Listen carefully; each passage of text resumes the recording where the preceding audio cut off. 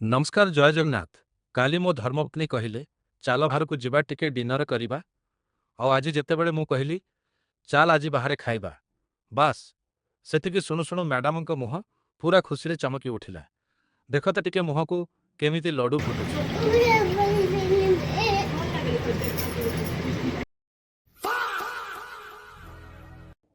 ଆଉ ଆମ ଝିଅ କଥା ତ ନ କହିଲେ ସରିବ। ଖୁସି କହିଲେ କହିବ ନାହିଁ, ସେ ତ ଡେଇଁବା ଆରମ୍ଭ କରିଦେଲା। ତାପରେ ଆମେ ସମସ୍ତେ ରେଡି ହୋଇ ବାହାରିଲୁ ହୋଟେଲ ଅଭିମୁଖେ। ହୋଟେଲ ଭିତରକୁ ଗଲୁ। ବାପରେ, ଭିତରଟା ଏତେ ସୁନ୍ଦର ଥିଲା ଯେ ମୋ ସ୍ତ୍ରୀଙ୍କ ଆଖି ଖୁସି ହୋଇଗଲା। ଟିକେ ମୁହଁଟା ଦେଖନ୍ତୁ ତାଙ୍କର, ସେ ଏବେ ବି ବିଶ୍ୱାସ କରିପାରୁନାହାନ୍ତି ଯେ ମୁଁ ତାଙ୍କୁ ଏତେ ଭଲ ଜାଗାକୁ ଆଣିଛି।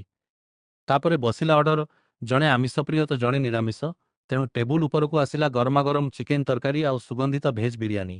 ପେଟ ପୂରେଇ ଚିପିକି ଖାଇଲୁ, ଆଉ ଖାଇସାରି ସିଧା ଘରକୁ ପଳେଇ ଆସିଲୁ।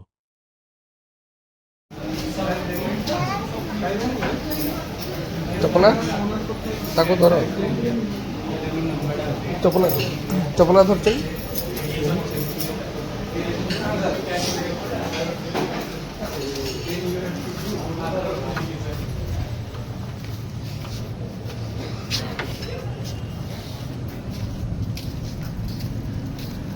বা বা গরম, মানে গরম।